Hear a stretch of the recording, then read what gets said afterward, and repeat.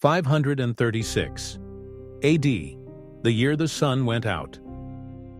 Subscribe to the channel Lived History and join our community. If you thought the last few years were tough, wait until you hear what happened in 1536. Historians consider it one of the worst years anyone has ever lived. A period marked by persistent darkness, freezing temperatures, and devastating famine. The culprit?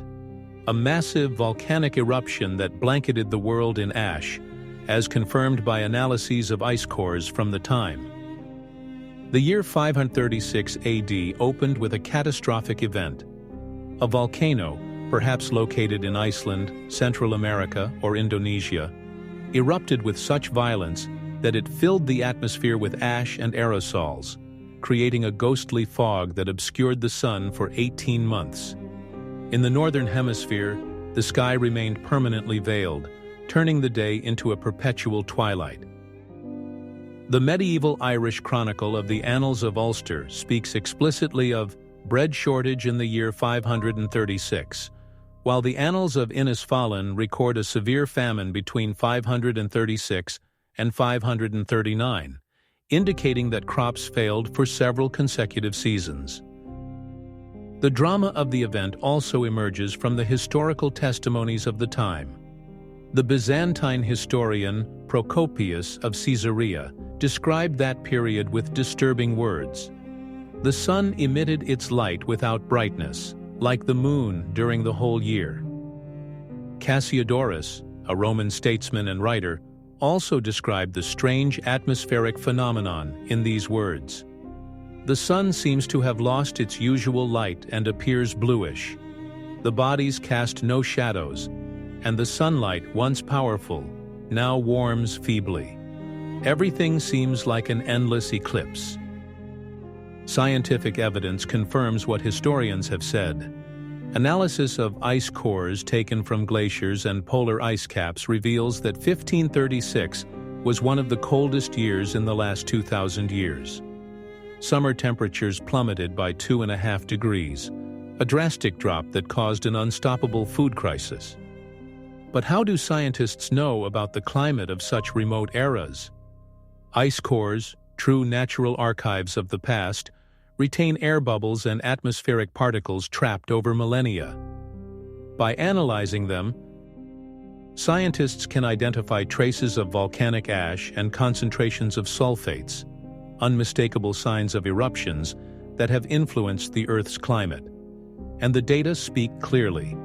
In 536 AD, a colossal eruption released reflective particles into the atmosphere, blocking sunlight and cooling the planet.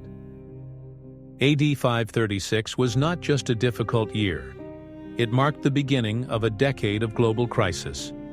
The eruption was followed by new eruptions in AD 540 and AD 547, which prolonged the period of cold and famine. As if that were not enough, in AD 541 the plague of Justinian struck the Byzantine Empire, decimating the population and contributing to the end of antiquity.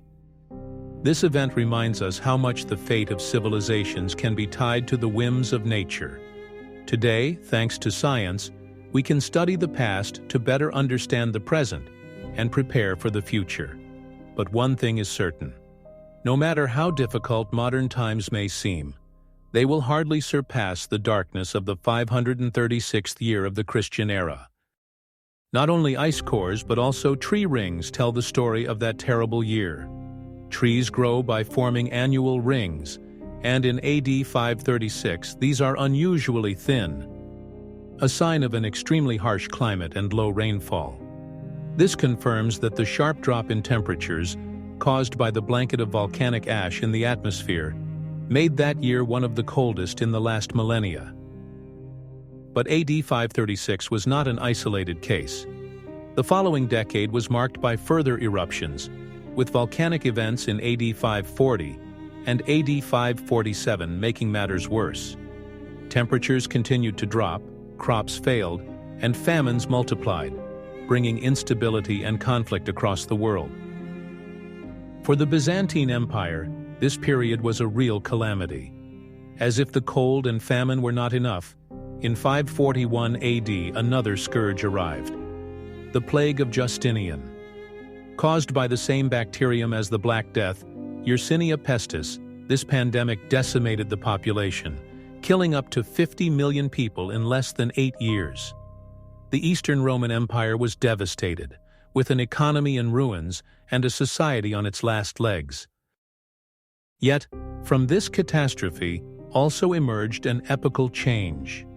The economic and social collapse accelerated the end of antiquity, paving the way for what would become the Middle Ages. This event shows us how a single natural disaster can trigger a series of consequences in a chain reaction, with effects that are felt for centuries. According to Michael McCormick, an archaeologist and medieval historian at Harvard University, the world did not truly recover until 640 AD, more than a century after this crisis began. What began with a volcanic eruption became one of the darkest periods in human history, a long winter that marked the end of an era and the beginning of a new world. Subscribe to the channel Lived History and leave a like on the video.